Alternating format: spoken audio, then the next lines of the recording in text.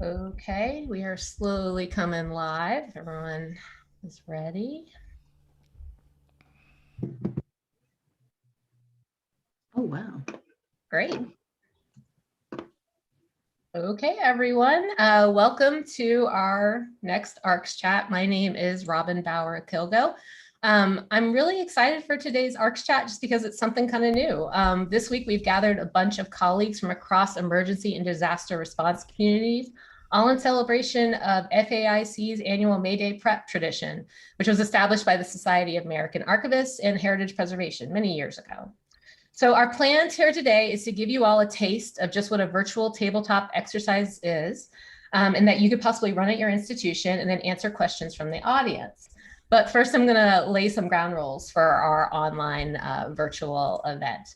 So you'll be seeing our players around the screen today. You're going to be hearing quick introductions from them in a few minutes. We will be treating this as a real emergency. That is a key part of this. So please keep that in mind if you decide to do a tabletop yourselves. This is your chance to pull out those improv actor skills you may have learned in undergrad. So as you see us go through the scenario, you're going to see a lot of people saying kind of yes and. We're going to be agreeing with things and just keep the actual activity going. Scenarios start with a situation many of us deal with. But to make the game more interesting, we'll be putting in these things called injects or actions that will make everyone consider their actions or what they're going to be doing. To actually announce the injects, we're going to be having John Robinette, who's one of the ARCS chat hosts, actually do it.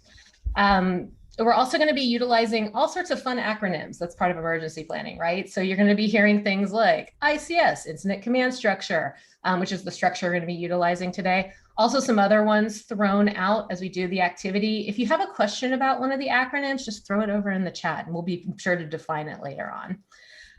What else? We're going to finish up with a debrief and a Q&A afterwards. The actual virtual tabletop is only going to take about 15 to 20 minutes and then it's Q&A period. So just be aware of that. And as usual, there's a slight delay between our fabulous Zoom call and it being pushed out to YouTube. So just be aware of that. And as we start doing the Q&A, there might be a slight delay from when you type things and when we answer your question. So without further ado, I'm going to turn off my camera and I'm going to hand this over to John Robinette, who's going to be the narrator for our exercise. Thanks, John, and we'll see you during the Q&A. Hey everybody, I'm John Robinette. I'm an independent collections manager based in New York, and I am going to go ahead and introduce our panel and have them introduce themselves. Complicated, right? I'm going to start out with Samantha Forsco. Hi, everybody. I'm Samantha Forsco. You might recognize me. I'm the Vice President of ARCS. In my day job, I'm the Director of Collections at the Art Institute of Chicago. But in today's scenario, I will be playing the Head of Operations. Thank you so much. Elena? Hello, I'm Elena Gregg. I'm the Emergency Programs Coordinator for the Foundation for Advancement and Conservation. And for today's exercise, I will be the Head of Education. Tara Kennedy? Everyone, I'm Tara Kennedy. I'm the preventive conservator from the Yale University Library. I'm also a member of the National Heritage Responders, which is what I have on my fancy hat. Today, I'll be playing the role of conservator, which I'm used to playing. Thank you. Sam Sennell? Hi, everyone. I'm with the Smithsonian Institution's National Collections Program. I'm also the chair of our Preparedness and Response in Collections Emergencies team. It's a central emergency response team for the Smithsonian, and also co-chair of the AIC Emergency Committee with Holly Hero. And Holly Hero, talk to us. I am a senior conservator at the National Institutes of Health, National Library of Medicine, and the History of Medicine Division. I'm also a member of the NLM, National Library of Medicine's Emergency Collection Team, a member of the AIC National Heritage Responders Working Group, and I co-chair AIC Emergency Committee with Sam Snow. Thank you so much. So today we're going to start our scenario on a Monday morning meeting at the Cavendish County Historic Site. We have an emergency response plan that deals with large-scale disasters but hasn't been tested in over 5 years. Cavendish County Historic Site has a staff of 10 to 15 employees. While COVID restrictions are slowly being lifted in certain areas of the museum, there is still limited staff on site. Monday morning meetings start with operations and education on site, and collections and executive roles are remote. The grand opening is happening on Tuesday after an abortive reopening back in the fall. Now I'm going to roll a 20-sided dice and start our scenario.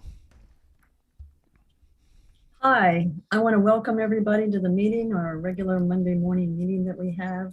Let's go around the room and let's talk about what we're doing for the past week and for the next upcoming week.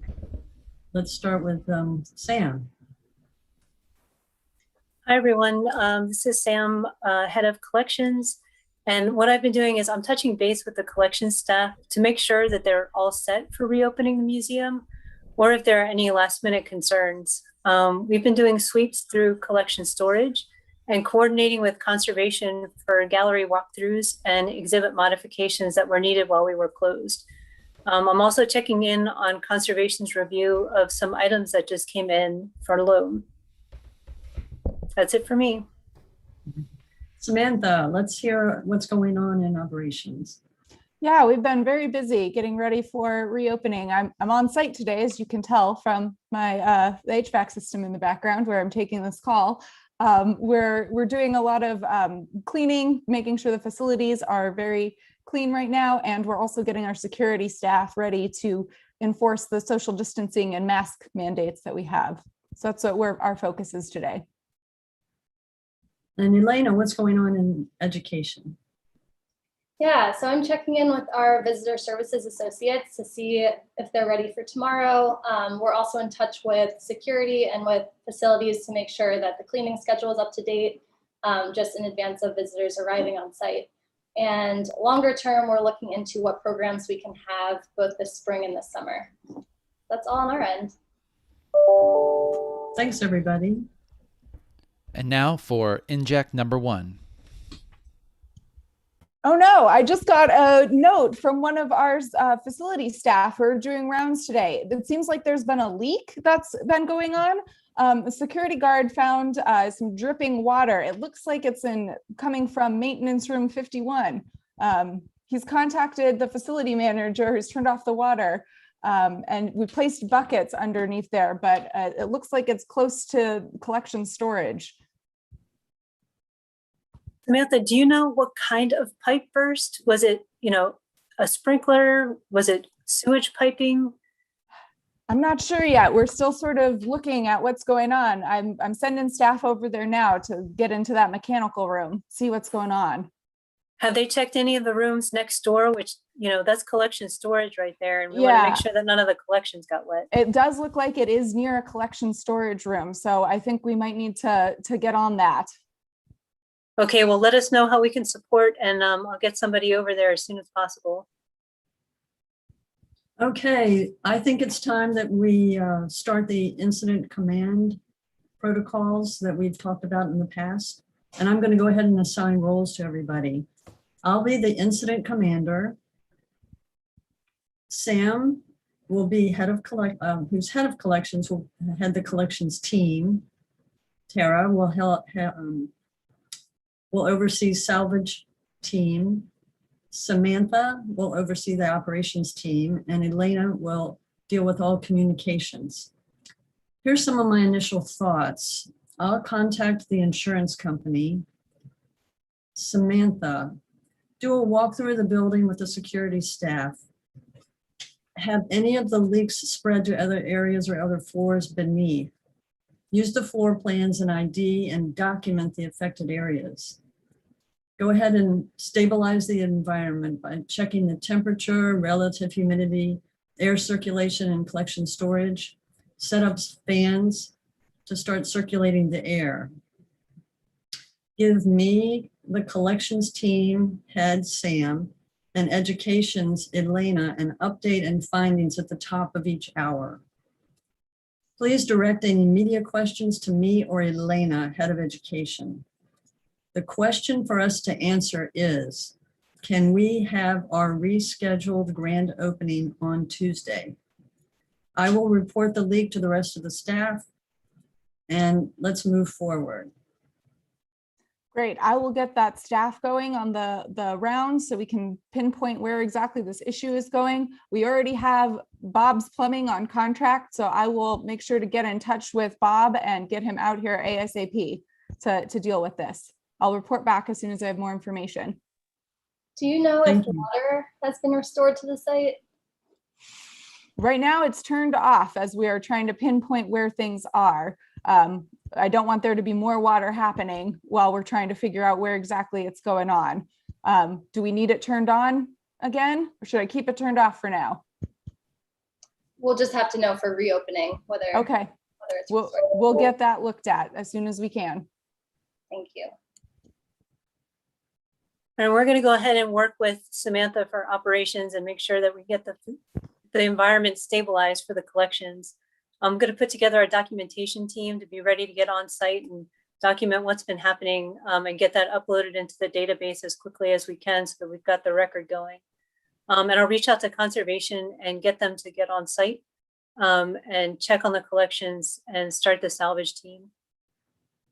Sam, if you need extra space to triage collections, let me know. We can work together to identify different event and education spaces. Super, thank you.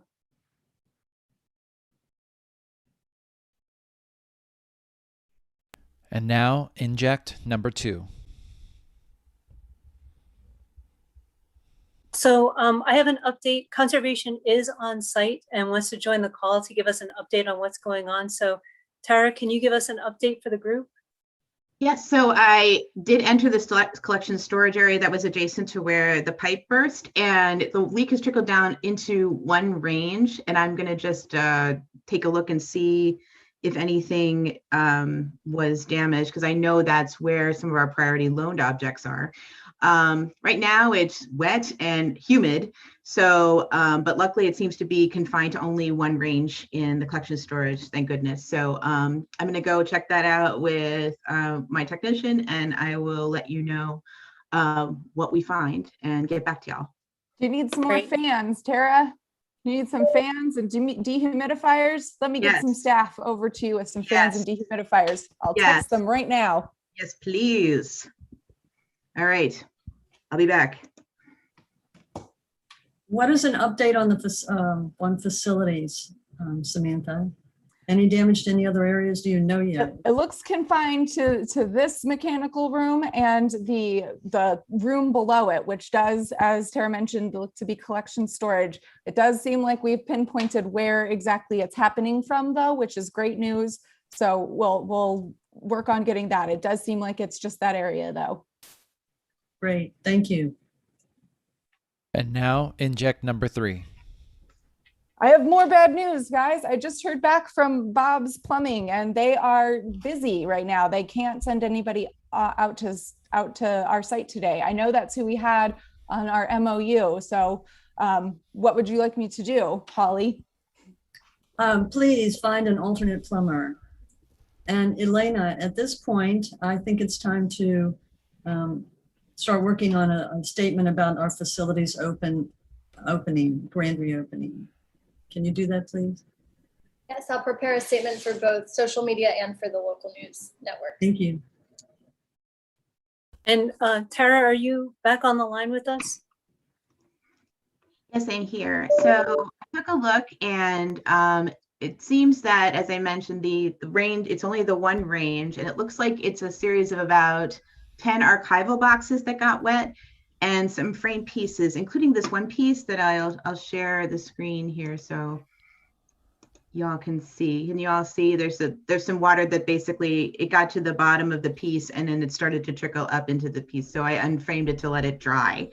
So there's this. So I'll write up a condition report for this item, if you, and then we can share that with the institution so that they're aware that one of their objects accidentally got wet. And Sam, F, for the dehumidifiers, we definitely need that because our data loggers are reading above 65% RH, and I am concerned about mold if we can't get this down within the next couple of days. So yeah, let me see if we can move one of them that we have in another room. We can do some shuffling, get you some more over there. Okay, cool, awesome. Maybe even the plumbers, if we can find a plumber, even like some of the offsite people can bring some if they have anything too. Be willing to do that. But it seems like it's definitely contained. The water's slowing down in that area, so I threw a tarp over there so there won't be any more any more water falling onto that range. So I will start looking through our supplies and getting new boxes for our archives, the archival stuff that got wet, because luckily the boxes kept all the contents from being wet. So that was a really good save. But unfortunately this is unfortunate about the one thing that got loaned from another institution. So I hate to have to tell that institution, Sam, but hopefully we can work out something with them and maybe insurance to cover the costs of having it treated. Yeah, thanks for that update. And yeah, it's too bad to hear about that loan item, but let me work with Holly to get a statement together to send to that lender, and we'll start communication with them as soon as possible. If you have any photos that you can share, or the condition report, even just the initial one, that would be great to be able to share with them as well. Yeah, I'll send you the picture that I showed you there. And once I finish the condition report, I'll send that to you as well. Perfect, thank you. Yeah, sure. Okay, it's 1 hour later. Let's talk through some let's talk through some of our next steps from each team member. Let's start with Samantha in operations. I have some good news. Though Bob is not available, I was able to reach out to Ralph's Plumbing. They'll be on site in 1 hour, and they're optimistic that they'll be able to repair the leak from the description I was able to provide. So I anticipate we'll get that fixed up here by the end of the day. Thank you. Sam.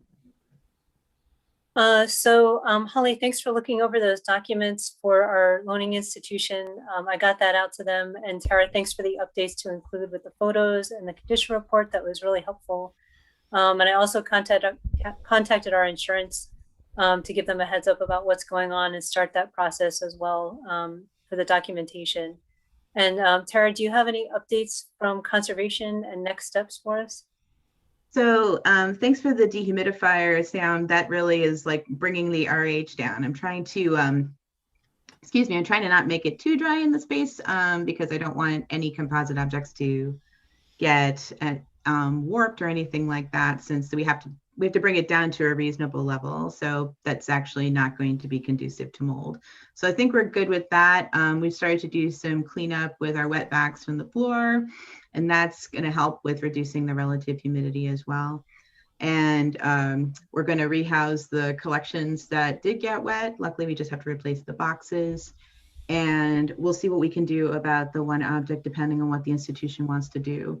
Since it's paper, that's something we can actually treat in-house. So if they're willing to want to do that, we can do that unless the insurance company wants to pay to have it outsourced for treatment. So it'll depend on what the insurance company says, since water coverage can be a little dodgy sometimes. So, but looks like we got things under control. So, yay. Thank you, Tara. And lastly, education. Elena, a statement for social media and the press? Yeah, so I prepared the following statement. The Cavendish County Historic Site suffered a burst pipe early Sunday morning and will remain closed until the extent of damage is understood. Staff will provide another update later this afternoon. So I'm going to share that immediately with social media and with our social media, and then with local news networks, and then we can create something more detailed for a future press release later on. Thank you, and thanks to everybody. Done a great job. So we know that the plumber's en route and we'll fix the leak. Press release is being sent. The insurance company and the loaning institutions have been contacted, and damage assessment is complete. Wonderful job. We will hear further updates in the next hour or so. Thank you, everybody. And this concludes our scenario. Thanks, everybody. Good job, everyone. Fantastic. Nobody broke character. One thing I do want to point out before we get into the Q&A period is obviously we all are from different locations, right? Like I'm down in Florida. I know Elena's in DC. Samantha Forsco is up in Chicago. Sam Snell, I think, is DC area as well. Holly, where are you located out of? I'm trying to remember. Maryland. Maryland. Tara's up in the Northeast too. Robinette's in New York. Usually we think about these tabletops happening on site at our location, but you can run them from all over. And I think it's quite fun to kind of see working with different minds and seeing what different people do. It's important to kind of see how people react to emergency situations. So we're going to go ahead and start the Q&A and the chat like we usually do. I'll be keeping an eye on the chat for the YouTube. Please sign into your Google or Gmail account so we can keep attention. You can actually talk along with us. But I think we have an area to start with right now, right, John? Yeah. I want to talk. I do want to get to the virtual aspect of this eventually, but I do want to kind of go back to the beginning of our tabletop and discuss the ICS, the Incident Command Structure that was immediately implemented upon the discovery of the emergency. Is that the only way of responding to an emergency, or maybe better put, what are other ways that you can organize your emergency response? And this was for, I think, Samantha Snell. Thanks, John. Yeah, ICS, I'm with the Smithsonian and at DSI. ICS is implemented at the unit, or museum level, as well as the central SI-wide level. It's a valuable tool to utilize during trainings and small emergencies, so that when you need to scale up for large-scale emergencies, it can be implemented really easily. And the structure that Robin shared on the screen was a very pared down version. It can get quite complex and fill up multiple pages to have a full ICS structure. But again, practicing it on a regular basis for trainings and small emergencies, really helps in the long run.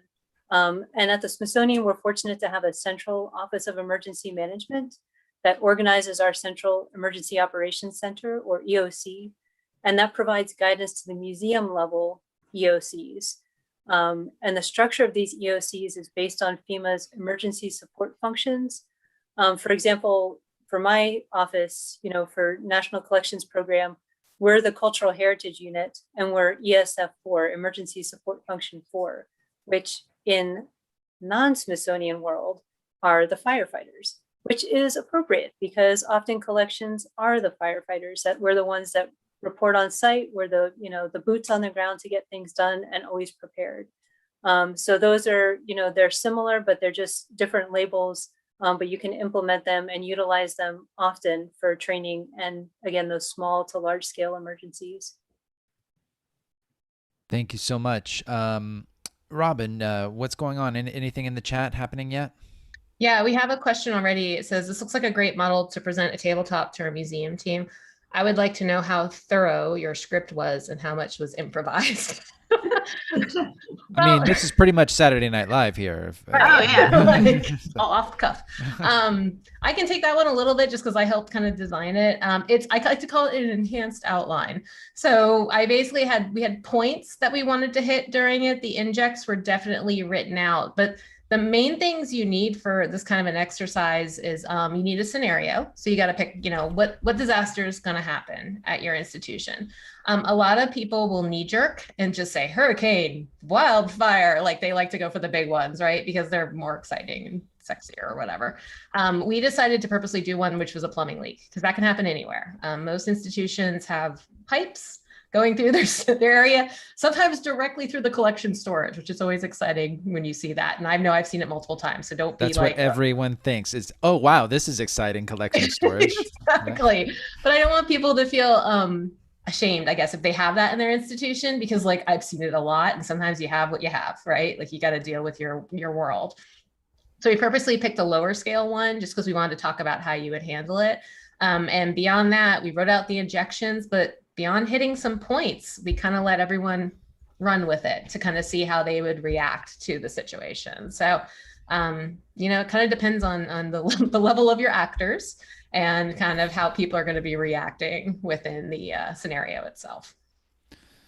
So yeah, we could have taken this in many different directions, right? We could have not only done plumbing leaks, but maybe small fires and things like that. Or we could have done other versions, other injects of the leak, in order to make it even more chaotic. Maybe we couldn't get a second plumber. Maybe we had to go to the third and fourth choice and all of this. But maybe it also points out the fact that maybe you don't have third and fourth choice plumbers, and so you need to have those things. So anything else going on in the chat that we should take note of? We have our fellow co-host Amanda, who couldn't be here today just because of a scheduling conflict. She says, what are some unique emergency experiences others have had at their institutions? So shall we spill tea and talk about what kind of emergencies people have dealt with at their institutions, generally speaking? And this happens again to everyone, so it's not in the shame type thing. Anyone want to go first? I have an interesting one that's kind of weird. We did a similar exercise like this when I was previously at the Los Angeles County Museum of Art. You would think, we're in LA, we're going to do earthquakes, right? But we didn't. We actually did a heavy rainstorm, which is pretty uncommon in LA, but that's all the more reason why we should do it, because we weren't as prepared. Something that was really interesting that we kind of learned through this discussion was the Los Angeles County Museum of Art is right next to the La Brea tar pits. And actually during a heavy rain, the tar can rise up and would flow in. So that was a kind of something that was unexpected that we kind of discovered through this project, and we're able to, no worries, anybody. Los Angeles County Museum of Art is all set now. We've got pumps in place and everything is good to go there. But that's sort of an example how you might want to think about maybe the less common sort of things so that you can kind of get into some of these other topics that might happen. Anyone else want to chime in? When I used to work, well, let's see, back in the early 90s, I used to work at the Virginia Historical Society, and we went through a major renovation, doubling the size of the building. And statistically, it's during renovations that a lot of emergencies take place. So that talk that I gave, we wrote a paper about what happened. It's kind of lessons learned. And that's available if you Google the AIC. And the name of our talk was Midnight in the Garden of Soggy and Damp. And that was because that movie had just come out. And it was New Year's Eve, and the Historical Society was closed for the day. But a water suppression pipe burst when an outside air vent, there was an electrical error, a mechanical error, and the outside air vent opened that night. It was 8 degrees. It froze the water suppression pipe at 11 a.m. Society was closed. The pipe thawed. 300 gallons per minute started pumping into the building. It was the mezzanine level. And we traced how it, in the article that we wrote, we traced how the water flowed through the building and all the collections that were affected. Our emergency plan was a work in, excuse me, sinuses, too much pollen, a work in progress, and it was not available. So we kind of remembered pieces and parts of it. And we called on our fellow conservators who came and helped. And the reason why I interjected the thing about the media is because the media was banging at our door because they heard about what was going on somehow. So you want to keep the media at bay because some of the most valuable collections for the society had been affected. George Washington letters, Thomas Jefferson, that kind of thing. So you should also learn from others, lessons learned. Go ahead and look up the articles that AIC that year. It was 1992, 1993. That whole meeting was devoted to emergency response. And then there was another one that we had, Elena, how many years ago? 3 or 4, that was all emergency response focus. Yeah, look up the papers that were given from that as a result of that meeting. Thank you. That's pretty frightening. Anyone else want to share something, or shall I go on to the next? Yeah, go ahead. I was just saying, Good. This everyone's is going to good. have a story, so let's This just is keep good. going. Well, it's not that do you have one? It's like That's good. what do I feel comfortable spilling? Yeah, exactly. Go ahead, guys. Go ahead, Elena. Do you have one? Oh, I was just gonna say, we had a tabletop virtual exercise with the Atlanta and the Savannah, Georgia Alliance for Response Networks back in February. And it was really beneficial, like outside of the institutional lens, to see who in your region has what expertise, and just to see, like from the institutional perspective, to know like there are people within the state and federal emergency management personnel sectors that can weigh in and advise you on what, you know, different policies and procedures have been updated that might affect cultural heritage. So just taking it from like a broader lens, it's interesting to get those points of views incorporated when you want to do a tabletop. Just a little side note. And if I could just build really quickly on Elena's comments, you know, training across disciplines and across specialties is really key. So, you know, also at the Smithsonian through the Price team, you know, we do trainings and workshops for folks, you know, now virtually, but we used to do them in person for water salvage and also fire salvage. And we have people from, you know, not just collections, conservation, registration, but also from facilities, from security, from our IT departments, from our health and safety departments, because you never know who is going to be around when an emergency happens. And learning through the lens of where other people are coming from their priority, from where they sit for that emergency, really helps you become a better collection steward in your day-to-day, but also in building those relationships with those folks that, you know, we try to teach that everybody's a collection steward, regardless of their title, department, or specialty.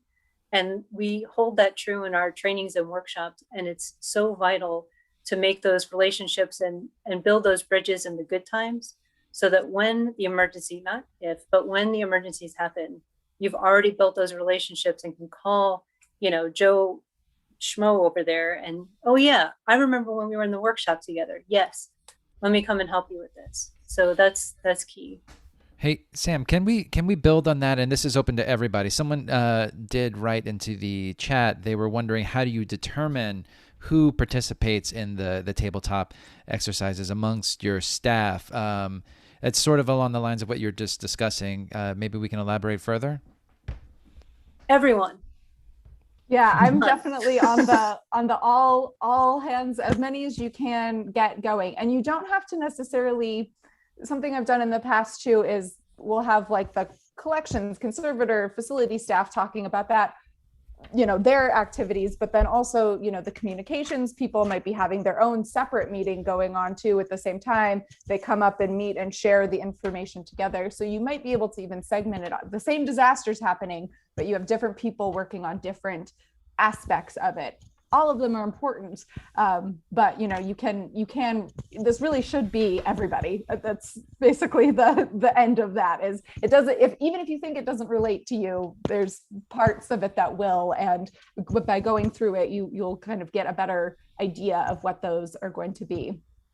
And it's why it's so important to have a structure, something like ICS, because yeah, while everyone wants to be involved, it's very important that people have assigned roles and responsibilities so that they know what they should be doing. Because I've participated in many emergencies where everyone wants to help, but helping without that structure can just quickly turn into chaos. So it's something that's super important to keep in mind, is having, it doesn't have to be ICS, but it needs to be something where there are teams, there are leaders, there are people whose instructions you should follow. I think that's really critical in an emergency.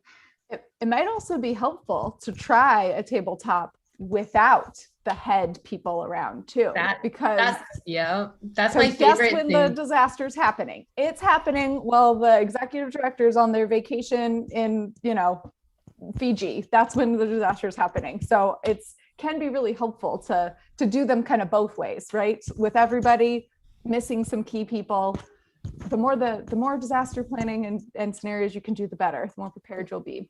That's my favorite thing to do. And I've run, and you guys know me from ARCs and ARCs chat and all these things, but in other life, I do a lot of emergency planning and disaster response and virtual tabletops. And one of my favorite things to do during tabletops is figuring out who the alpha dogs are at the table and taking them out early on. Basically saying like, sorry, you're not here, because it'll make people kind of relook at the structure of their plan and go like, well, wait, we do need a backup in this area. Wait, that person does need to have information on this. So it's kind of like a fun way to upset the system a little bit and see how people would react to a disaster situation. And we all know who the alpha dogs are at the table. So like, it's easy to kind of sit there and be like, sorry, your car got stuck. You're not here. You get to observe, you know what I mean? And then that's what their role is for the rest of the actual emergency. So I'm going to elaborate on that in two different ways. First, do you set up is part of the ICS a chain of command so that you know who fills what role? Yeah. Okay. And does anyone want to explain that a little bit? Just because, you know, that fun world. And I was also going to say, you know, not only chain of command, but also lines of communication to make sure that there's the handoff, because none of us are robots and can work 24/7. So there's always going to be trade-offs of, you know, different teams coming in at different times, because when an emergency is happening and you're responding to it, the last thing that you want is to have people get hurt. Because when you have a stressful situation, you know, putting people into it, they're going to get tired more quickly. They're not going to be taking as many breaks as they should. And you're going to have to trade people out. So you have to make sure that those lines of communication are really well planned and clearly defined so that, you know, person 1 is talking to 2 and 3, but then, you know, when they come down the line, that the same communication is being transferred to the right teams at the right time. And it's not another person coming in from the side, you know, giving their own opinion about it. That's not helpful. You need to say, you're not the one I'm supposed to be getting instructions from. It's this team leader. So I hear what you're saying, but I need to follow the instructions that I received from this chain that I was part of. And I think that's something that is really dealt with in the ICS structure, is, you know, you only take orders and you only give orders in a specific direction. I know I've probably referenced this, and if people don't have this resource already, but the Implementing the Incident Command System at the Institutional Level by David Carmichael, it really does an awesome job at explaining chain of command and kind of all of that good stuff, explaining how it's not meant to suppress communication. You can still talk with other people, but you're only taking and giving orders in a very prescribed way. Robin, maybe you can put the title in the chat for people on that book. I just did, and the link. Good. Perfect. Thank you. My last ICS question is, do you follow that as a model? Like I'm assuming so at Cavendish County Historic Site, it's pretty easy because we only have about 15 employees. But for the Smithsonian, you're probably not going to have all 1,000 or plus employees on the same day doing it. So do you use the ICS as a way to subdivide your tabletop exercises? How does that work for larger institutions? Well, that's where we have the ESF structure, the emergency support functions, and, you know, those emergency operations centers that get stood up either at the museum or the institution-wide level. And then it trickles down from there. And then people, you know, within that ESF4, like we are, you know, the price team would reach out to the unit level and say, hey, you know, what support do you need? These are the resources that we have to offer. You know, our team is not designed to show up and fix things. We're designed to support and provide the help because the museums and the units know their situation and their collections best. We just can come in with the support and the guidance that they might need once they identify what those needs are. Great. So, Robin, what's going on in the chat? Any other questions that we can get to? We're just trading stories right now in the chat. Just people talking about various things, which is always fun. Anything good? Not so far. It's hard. I know it's a little scary to talk about those situations because you don't want to. Like I know some of the places I've worked at, since they've been in like the middle of nowhere, we've dealt with wild animals coming in, dealing with, you know, all sorts of crazy things. So it's kind of, you know, you think through your experience and how you react is always important. Another person that posted is Becca Kennedy, who many of us know, who's great within this field. If you have any questions, refer to her, please. No relation to Tara. No relation. No relation. That we know of. Exactly. She had asked about what is the best way to end the scenario tabletop training. So obviously during our little scenario, we kind of said and scene or a version of it. But what would be the best action, do you all think, after you kind of end one of these scenarios? What have you done within your institutions? Giving out homework, just saying, please share out what you learned today with your colleagues that weren't able to be here today. Because, once you start spreading those little acorns all over the place and sharing that knowledge, then it really benefits everything down the line. It has a positive ripple effect. And also specific assignments. Do you have a collections emergency cart in your area? Where is it? When's the last time it's been inventoried? Simple steps that you can take that will benefit you when a disaster does happen or emergency happens. You can have those things set up already. But I think having assignments specifically or generally sent out to people is really beneficial. Something I've kind of learned from my colleagues in the emergency management world, something they do often is they have kind of two different debriefs, and I'm going to use their terminology because I think it's funny. They call the one right after the emergency a hot wash. So you're doing everything's still like fresh in your brain, and you kind of write down all of the main takeaways from it. But then you also want to do a cold wash later. So you'll wait like a day, and after you've thought about it, what were some of the main takeaways from it? So it might be good to sort of structure your washes as they might be. And then, as Sam was kind of mentioning, making specific to-dos based on the feedback from it. So I love the idea of the two, right away, what are your initial thoughts? And then once you've slept on it overnight, what did you think about that went well or didn't go well? You should also talk about what went well too. And I know we're so perfectionists here. We're always nitpicking, right? But I think some things like in our disaster went really well. We were able to get that second plumber, right? So you want to make sure that you also talk about the successes while you're also talking about the things you could improve on. Yeah, and then in addition to a follow-up, trying to incorporate it into your yearly training schedule so that, you revisit themes and can say, oh, shoot, we didn't tackle this last year. We really need to prioritize it this year, just to keep it front of mind. And it's especially helpful if you do it outside of your main disaster season. So if you're in the South, it's probably hurricane season. So doing it anywhere between, November to May is helpful, just so you're not in it while you're in it. But yeah, just making that part of your training schedule is a good step. And anyone out there who's listening and has other input on how they do it at their institution, please share it in the chat. We want to hear from you because the chat lives on with the video, and we can all reference it as we rewatch this, and also the panelists can see it. So please don't hesitate to share. Robin, any other questions going on in the chat? Actually, one just popped up. It says, my top goal for this year is to write an emergency plan for the private personal collection and photography archive I work for. Any recommendations on how to start? I've got a good one. You should start with a risk assessment, and the emergency planning subcommittee of ARCS recently put out a guide on how to do risk assessments. So you should check that out. Continue. Great. We'll put a link to that as well. Anyone else want to add? Any other people working for private collections that also have interesting feedback? Please add it to the chat. That would be great. So I want to go back to this idea of doing the virtual versus the in-person tabletop. I imagine some version of the virtual was around pre-pandemic, but certainly I would think the pandemic has made it pretty much commonplace, at least on some level. Can anyone speak to the evolution of the virtual tabletop exercise, and is it here to stay? So throw that out there.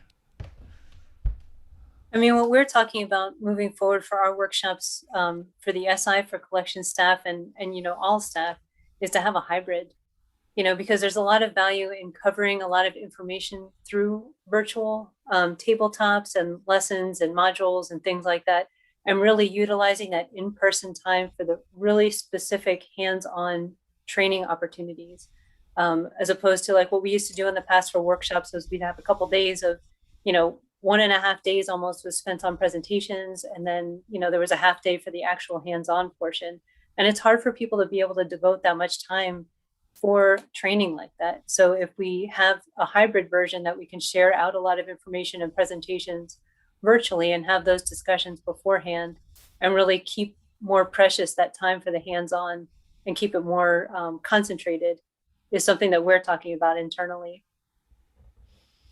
Was anyone here doing them pre-pandemic or even a hybrid, some sort of mix of virtual and tabletop exercises? No? All right. So this is really a brand new thing. All right. So what are the keys to having a successful virtual tabletop exercise? Assuming we did it successfully.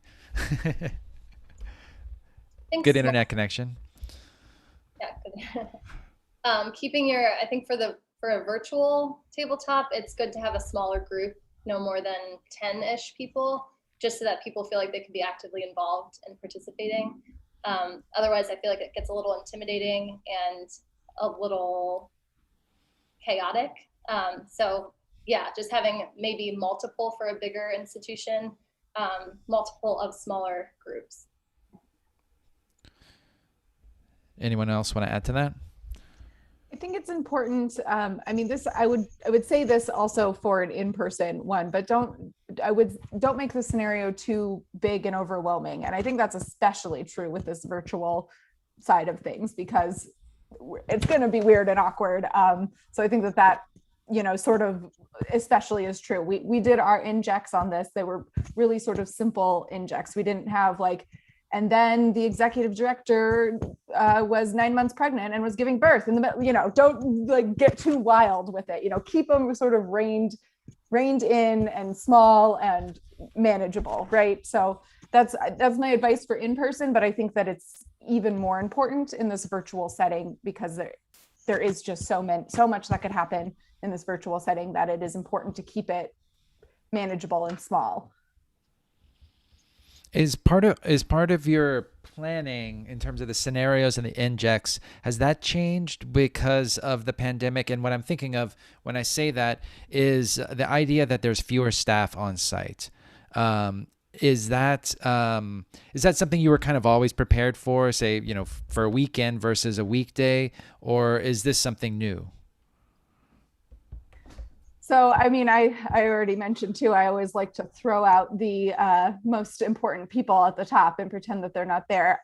I have always sort of liked to structure my trainings around assuming it's going to be in the middle of the night or on the weekend, because that's when they happen. So I actually think that it hasn't changed that much in my opinion, because I've always sort of assuming we're at zero and how are we going to get people back on site. I'm not sure if anybody else has more insight into that, but that's always been a bit how I've structured them anyway. I know we said to avoid large scenarios, but I'm in South Florida. We talk about hurricanes all the time. So a lot of the scenarios I've run have been hurricanes and or just talking through them. And that always involves someone not being able to get to the institution, someone not being able to have phone line, someone, all those kind of things. So same holds true for wildfires and stuff. So I think some of the scenarios had some of that COVID pandemic stuff built in, but it was only when we were within it, we were oh wait, we can kind of heighten the fact that there's probably less staff. All those elements are happening. The other feature I want to point out real quick that with Zoom, because we live in a Zoom world, and I'm sure Microsoft Teams has it and stuff like that, you have all those breakout features. So if you want to, you can suck people away from the main room and do the old school, we're broken up into our teams, go back in, or, we can segment out teams and make it so that less people are talking within the main structure. So that's something to think about too, which is a nice feature of this. Anyone else have any scenarios that they could think of where it was staff weren't there or anything else that's kind of pulled over from pre-pandemic world to current, whatever we're in now? I don't know what we call it now, post, kinda pandemic world, still trucking along. I don't know. Well, I've had to respond to several emergencies during the pandemic. And and like in the middle of it, in the height of it. And it really brought to life the importance of keeping your emergency plan up to date, because we found a lot of holes that way.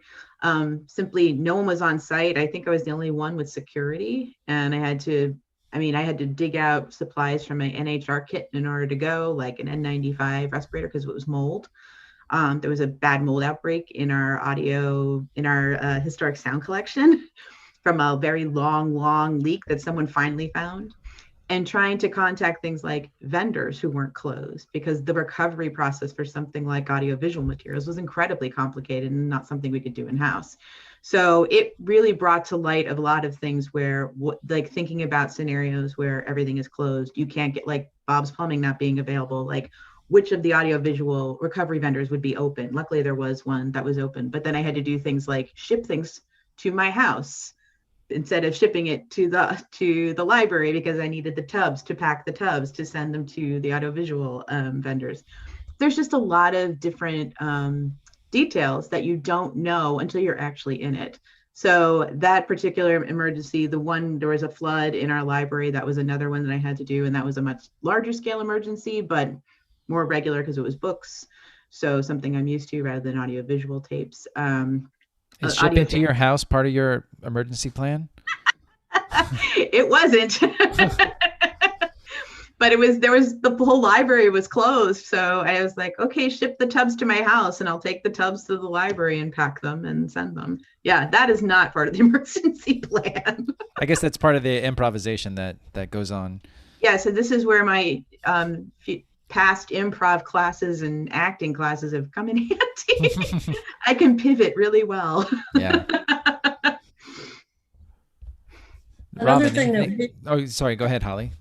Another thing that we've done, because in planning, if we had an event during the closure, was to have the facility staff do a walkthrough with their phone and record what's going on inside the building. And that would be saved on the server. And then multiple people could access that video that was done by facilities. And then we would work from that video. Is that something that people were required to review? Or is that sort of like security closed caption thing where you only review it after the fact if there's a problem? It would have been reviewed right away. And in other words, the security staff would have notified the facility staff that there was a leak, kind of what the scenario, typical to what happened today in that scenario that we did. Mm-hmm. And so our library management had determined that NIH would not allow us to come on campus, even for something such as this. So how can we solve the problem remotely? And that was the solution, was to have the facility staff record what's going on in the building and to then send it out to library management, to the collections emergency team, and then we would respond virtually, telling facilities how to proceed. Does that make sense? Yeah. That was one thing I forgot to mention. One thing that we did before the closing was myself and my boss in the preservation department, we got critical function employee IDs, or Holly made me think of it, so that in this scenario, we would be allowed on campus because we already had permission. So we literally got those IDs, I think, just before they closed the university. So if you're able to get something like that while things are open, and have some staff that are able to be on site, is considered critical function, do it, because it will help make things easier when things like this happen. You'll be able to get access if you need to. And to build on that also, if you can have the ability to remotely access your collections database, to set that up as soon as possible, because that was critical. In 2010 at the Garber facility at Air and Space, where I worked in Suitland, Maryland, we lost one of our buildings to 33 inches of snow and high winds, and got a call at my house at 6:45 in the morning that somebody might want to come here because something's happening and your roof caved in. So, I immediately got onto our remote access to our database and got on the phone with our registrar and started, okay, so what's in this building? Where is it located? Where are the most critical items? Where are the high priorities? And started mapping it out from that database, and trying to gather that information so that once we were allowed back on site, which was not immediately, we could have a plan of where we were going to go when and coordinate with the, construction company that came to support the structure itself so we can go in and do salvage. But that was key to be able to have access to that database. Thank you so much. Robin. To build on what Sam was. Yeah, oops, go ahead. sorry. No, go ahead. To build on what Sam was saying, now I lost my thought. Sorry, I'll think of it maybe in a minute. Okay, no problem. I was just going to see if Robin saw any more responses in the chat. We do have one again from Becca, who always comes up with such good questions, just to let people kind of relay information. It's how often should you do tabletop exercises? 1 a year, more, until everything is covered? It's good to do at least one a year. I mean, in my opinion, what do you guys think? It's always fun, especially if you have a newly minted plan. It's a good way to kind of figure out if there's holes or issues with your plan. What do you guys think for frequency? You can say stuff. Yeah, I think that's reasonable. And also considering that, you want it to be a positive for folks, and they do have like their regular roles and responsibilities of work and, home and family and other outside of work lives and things like that. So to be able to balance, the demands of responsibilities and things with regular work and making this a positive training environment, you don't want it to be too much that people are like, oh man, again, so, probably quarterly would be amazing, but that's probably too much to ask of some people with their schedules. Or just do it on a rotation, like, okay, team A is going to take it, in the spring, and team B will take it in the fall. And then we'll, keep switching things around so that they can still compare notes, on what the training was. But yeah, at least once a year, but 4 times is probably too many. Yeah, I was gonna say I push for everyone to do just one a year, because I know that's a lot for a lot of institutions, and I think our Cavendish historical site probably would be looking at doing it about once a year with that kind of staff. So that would be, I understand that it's hard to do, and I love the idea that Sam just mentioned about breaking up into smaller groups and kind of rotating it through that. Even if you can't get yourself to do a tabletop exercise once a year, do something once a year, right? Like look at the contact list and update it. Do something once a year at the minimum. If you can do more, that's best. I would imagine so you do 1 a year. You just did it, and a week later, you had to lay off a couple of people for whatever reason. And then now all of a sudden you have a change in staff and a change in protocol. And so how do you adapt to these situations? Or, maybe someone left and then you replace them, and then, you're another 9 months out before your scheduled situation. So, I mean, is it a case where you present them with the plan and the materials, you walk through it with somebody as just part of the onboarding process, or, is that how do you accommodate that? We are living through that scenario right now. The preservation staff that have been in place for 10 to 20 years is now all virtually retired, literally retired. And so there are now at NLM very, very few people that have ever been through an emergency situation. So we're starting renovation in the building. So we are doing virtual tabletops now. And for the first time ever at NLM, starting the ICS system, putting that in place. So there's a lot of, when there's a situation like this, it allows you to introduce new things like the ICS command system.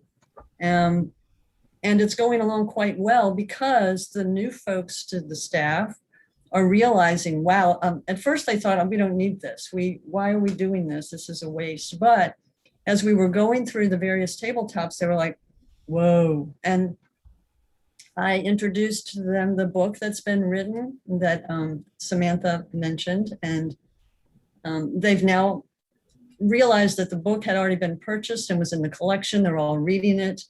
So it's kind of mushroomed, it's growing. And now the staff wants training, and I've been told to create virtual training sessions, which are starting. I've given the staff homework, virtual homework for emergency response that they are starting to take in the next few weeks. So think of it as an opportunity and figure out how to move forward from there. Great, thank you. I could keep going all day. I have a million questions, and but I realize this is probably not the place to do a full-blown emergency response webinar. But Robin, one last look at the chat. Any last questions before we wrap it up? Not right now, but we want to make sure to let people plug different types of programs they're part of. We want to make sure that if you're doing anything with emergency preparedness or anything, you use the hashtag that's been established by FAIC. Elena, do you want to talk a little bit about that? Sure, yeah. This year we're doing a prize giveaway for people that are involved in any sort of emergency activities during the month of May. So I can send out, I don't have the link on hand, but I can send out a link to the SurveyMonkey where you'll just tell us one activity that your institution has done to better your emergency preparedness. And we will be selecting winners probably early June. We'll also be doing, Robin is actually coordinating a webinar May 19th on emergency kits, and Samantha Snutt, you're also presenting in it. So yeah, a bunch of activities happening this month, and excited for people to get their emergency preparedness on deck. I also just want to plug the ARC's emergency planning subcommittee. Hopefully you all saw the ARC's update today, which was emergency themed, very on topic. We're very busy putting out lots and lots of resources. So if you're looking for an activity to maybe submit to the FAIC program, we've got all sorts of suggestions on our resource page, which I think was linked to already with the risk assessment, but there's other resources on there as well that you should definitely check out, because that committee has been very, very active in getting resources made specifically for registrars and collection specialists. Fantastic. Anything else? Any other promotables? If you have an emergency, reach out to the National Heritage Responders. It's a 24-hour manned phone line. Look at the sticker up there. Like if you go to culturalheritage.org, there's a phone number listed on there. Make sure to reach out to them. Basically, there's a lot of stuff out there for emergencies, so don't feel like you're alone. Reach out to us. We all love talking about them. Lots of the faces on the screen. We love talking emergencies. We love talking about places to help. So if you have anything, reach out to any of us, and we'll make sure to put contact information on YouTube once this is done. Yep. So. Spread the word like wildfire. Does anyone else have any last minute thoughts? Well, thanks for joining us. John, do you have anything else you want to add? Yep. Everybody, please don't be afraid to hit that subscribe button so you can get notifications about any of our upcoming chats and other ARCS programming that's going to be happening. As usual, we'll put out the podcast version of this on the Friday after, this coming Friday. And you can find that podcast anywhere you get your podcast, notably Spotify, Stitcher, Apple, Google. I don't know why it costs me every time. Anyway, and don't be afraid to look up our institutions here: FAIC, AIC, ARCS, of course. And with that, I think we're gonna wrap it up. Thanks everyone for joining us and spending your time today and your sharing your expertise. Yeah, indeed. Thank you, everyone. We'll see you at the beginning of June.